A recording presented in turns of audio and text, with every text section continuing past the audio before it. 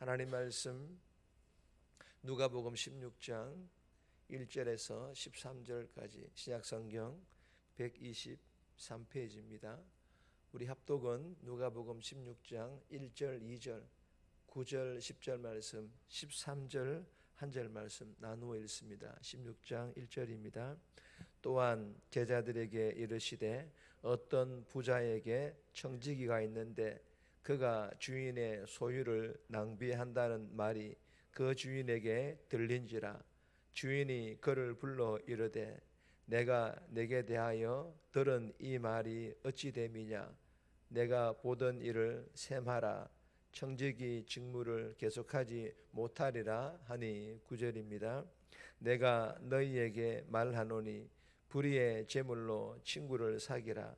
그리하면 그 재물이 없어질 때에 그들이 너희를 영주할 처소로 영접하리라. 지극히 작은 것에 충성된 자는 큰 것에도 충성되고 지극히 작은 것에 불의한 자는 큰 것에도 불의하리라. 13절입니다. 집 하인이 두 주인을 섬길 수 없나니 혹 이를 미워하고 저를 사랑하거나 혹 이를 중히 여기고 저를 경히 여길 것임이라. 너희는 하나님과 재물을 겸하여 섬길 수 없느니라. 아멘.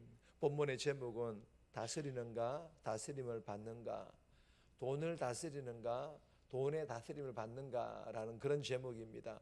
오늘 본문은 불의하지만 지혜로운 청지기는 재물을 수단으로 사용하여 사람을 얻습니다. 그러나 예수님께서는 하나님과 재물을 동시에 섬길 수 없음을 말씀하시며 하나님께 충성할 것을 요청하시는 그런 내용의 본문입니다. 오늘 이 본문을 통해서 우리에게 주시는 첫 번째 교훈입니다. 하나님의 뜻대로 사용하라. 하나님의 뜻대로 사용할 것을 우리에게 교훈합니다. 1절에서 9절까지인데 9절 말씀 보시면 내가 너희에게 말하노니 불의의 재물로 친구를 사기라. 그리하면 그 재물이 없어질 때에 그들이 너희를 영주할 처소로 영접하리라. 여러분, 오늘 이 본문에 보시면 청지기가 있는데 그가 주인의 소유를 낭비한다는 말이 그 주인에게 들린지라. 청지기가 주인 소유의 일부를 자기 마음대로 사용하였던 것 같습니다. 그러자 주인을 그를 불러 이르되 청지기 직무를 계속하지 못하리라 하니 주인으로서 청지기적 불의한 일꾼에게 충분히 할 수 있는 그런 말이지 않습니까? 그래야 청지기는 이제 곧 일자리를 잃게 되는 해고 위기에 처하게 되었습니다. 그러자 이 청지기는 해고 위기에 처해 있는 자신의 이 위기를 극복하고 더불어 미래를 대비하기 위해서 정말 일반적으로는 전혀 생각하지도 못할 기가 막힌 묘안을 생각해내고 그리고 그 묘안을 실제로 실행에 옮깁니다. 여러분, 이 기가 막힌 묘안이 무엇입니까? 그것은 바로 5절에서 7절 말씀입니다. 제가 읽어드리겠습니다. 주인에게 빚진 자를 일일이 불러다가 내가 내 주인에게 얼마를 빚졌느냐? 기름 100마리이다 이르되 여기 내 정서를 가지고 50이라 쓰라 하였는지라. 밀 100석이니이다 이르되 여기 내 정서를 가지고 80이라 쓰라 하였는지라. 여러분, 청지기의 기가 막힌 묘안이 무엇입니까? 주인에게 빚진 사람들을 불러서 주인 몰래 청지기 자기 임의대로 빚을 탕감, 즉 감해 준 것입니다.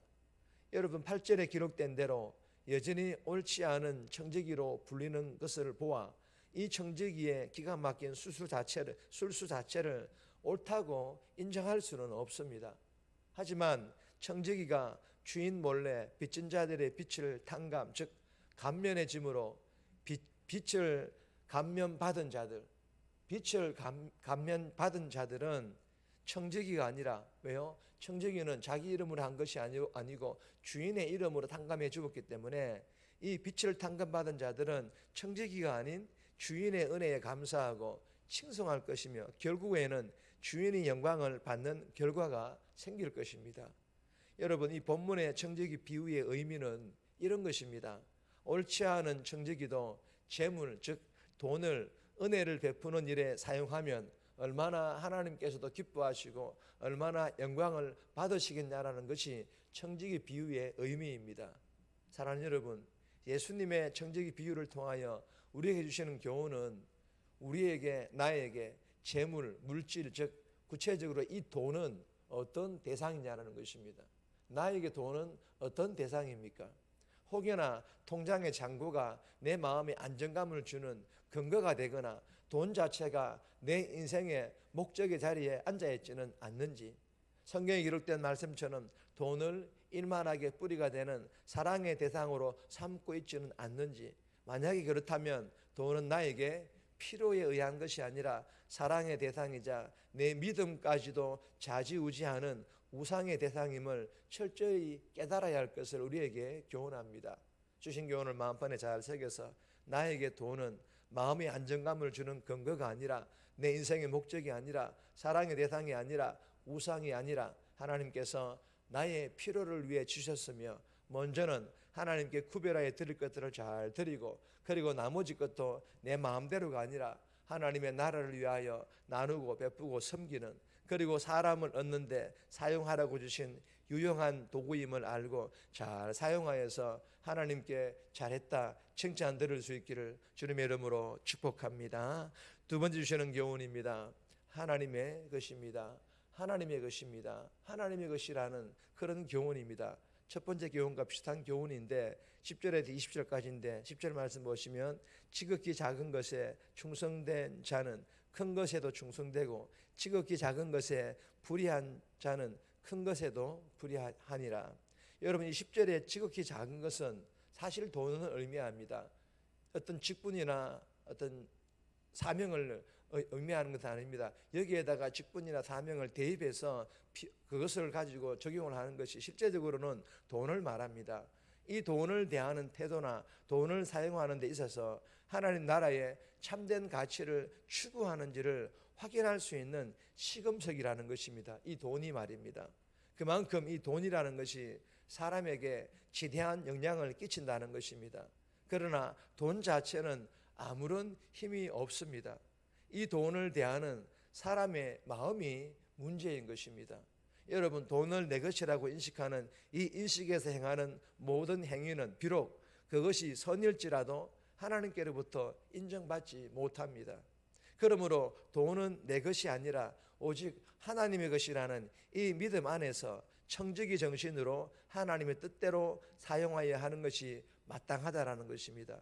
여러분, 주시는 교훈이 무엇입니까? 첫 번째 교훈과 비슷한 교훈입니다. 내 돈, 내 것이 아닙니다. 하나님의 것임을 잊지 않고 기억할 수 있기를 바랍니다. 그리하여 큰 돈이든 작은 돈이든 이 돈을 대하는 태도나 돈을 사용할 때 먼저 하나님께 철저히 구별하여 드리고 그리고 나머지도 하나님 나라의 참된 가치, 즉 영혼 구원을 위하여 그리고 섬기는 교회의 부흥을 위하여 멋지게 사용하여 돈 자체에 충성하는 것이 아니라 돈을 하나님의 뜻대로 사용하는 일에 충성하여 하나님께로부터 잘했다 칭찬 들을 수 있기를 주님의 이름으로 축복합니다. 세 번째 주시는 교훈입니다.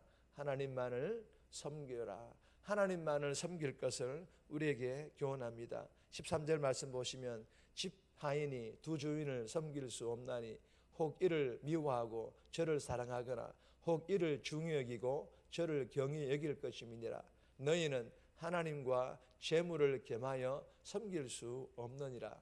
여러분, 두 주인을 섬길 수 없다, 동시에 미워하거나 사랑할 수 없다, 중히 여기고 경히 여길 수 없다. 여러분, 무슨 말씀입니까?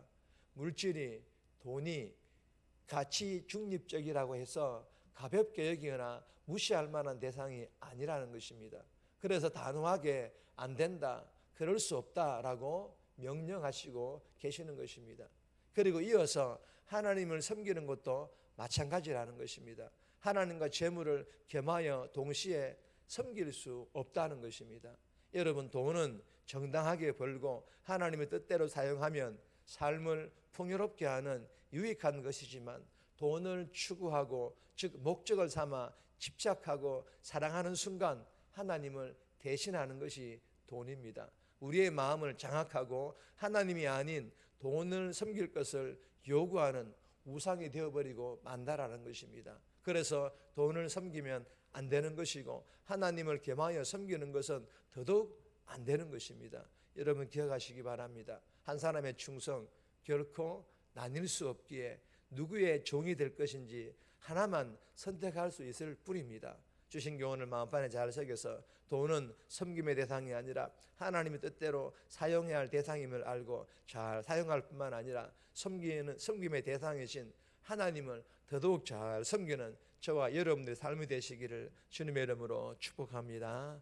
정리합니다. 나에게 돈은 인생의 목적, 사랑의 대상, 우상이 아니라 나의 필요를 위해 주신 것임을 알고 하나님께 구별하여 드리고 나머지도 하나님 나라를 위해 사용하게 해달라고, 하나님의 돈임을 인지하고 하나님 나라의 참된 가치, 즉 영혼 구원을 위하여 교회 부흥을 위하여 사용하고 돈과 하나님 중에 하나님만을 섬기게 해달라고 이 새벽에 기도하며 오늘 하루 살아갈 수 있기를 주님의 이름으로 부탁드립니다.